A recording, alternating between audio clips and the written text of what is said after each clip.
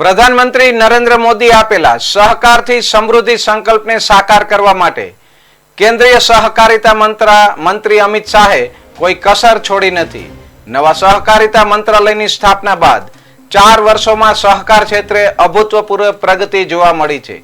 અમિત શાહના નેતૃત્વમાં જ્યાં સહકારિતાની ખામીઓ ઓળખી તેને દૂર કરવાની દિશામાં ઝડપથી પગલાં લેવાયા હતા, ત્યારે બીજી તરફ સહકારિતાને નવી દિશા આપવા માટે નોંધપાત્ર સુધારાઓ કરવામાં આવ્યા છે.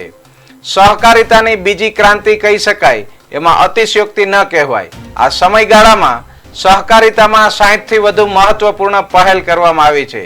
સહકારી સંસ્થાઓનું ડેટાબેઝ તૈયાર કરવામાં કેન્દ્રીય મંત્રી અમિત શાહના નેતૃત્વ હેઠળ મંત્રાલયે અવિરત પ્રયાસો હાથ ધર્યા છે. મોડેલ ઉપનિયમોથી પેક્સથી લઈ એપેક્સ સુધીમાં સુધારાઓ જોવા મળ્યા છે.